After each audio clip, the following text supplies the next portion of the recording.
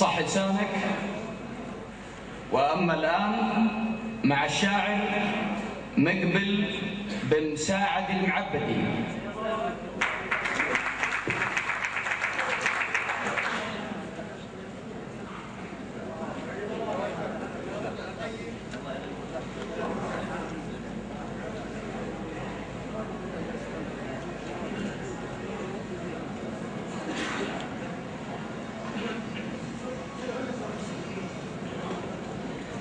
السلام عليكم ورحمة الله وبركاته. أولا نبارك لقبيلة هذيل هذا الحفل المشرف.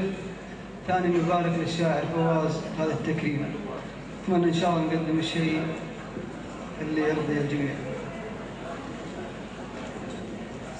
سلام الله سلام أجمل من الياقوت والمرجان على سوى الرجال الحاضرين أول ما نبدأ بها على ربع تروم المرجله وتكرم الضيفان على درع الحجاز ذيل عز السيف وانصابها رجال في سما العليا لهم تقدير ولهم شان وفهم للقريب وللبعيد مشرع ابوابها مقابيس الوغى ثارت الهجاع مع العدوان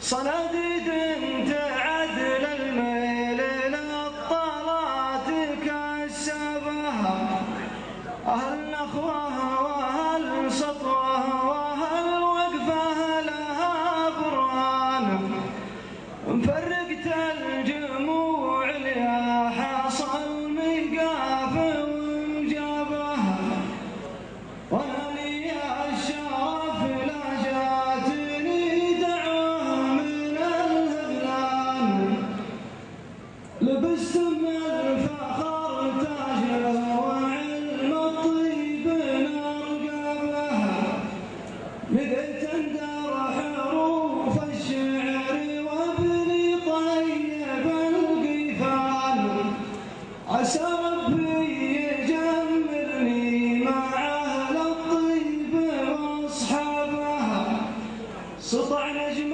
السعيد فوقها مات السحاب وبان ومثل لابته بين العرب يا حي اللبها اخذ قسمه وحدد موقع في ساحة الميدان وقدم ما يجم ربعها الهذلان واقربها وقبل الله خصوم ترمي الحبه على النيشان ومثل ذيب في الميدان قابل مثل ذيابها صدور تدحم والعلم له بين العرب ضمان لكن حر نشقر يكفى خاصده بمخلبها وبنى له في مسار الشعر بيت وعزز البنيان وصار اليوم شاعر في الملاعب يحسب حسابها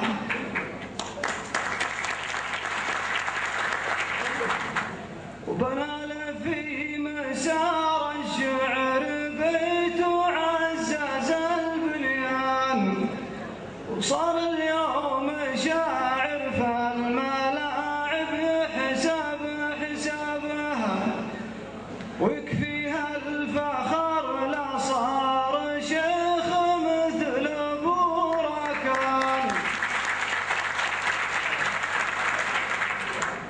ويكفيها الفخر لا صار شيخ مثل ابو راكان حزام في الشدايد يا فخر من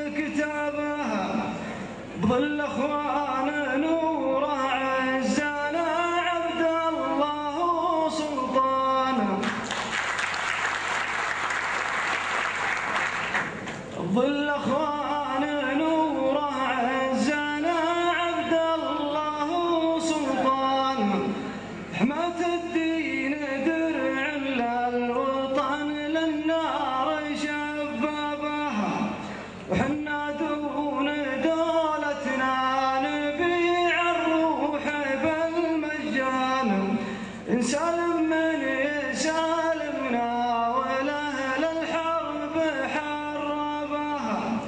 حماك الله يا دار السعود منبع الإيمان، وطن عم بخير وانت وسد بطهر ترابها. وفي ختم الكلام أقدم التقدير والعرفان، الراعي الحفل وأهل الحفل شبانها وشيابها. وأنا حربي يشرفني لياقة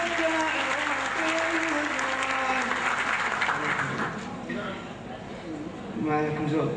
وأنا حربي يشرفني لياقة دعوة الهذلان، لبست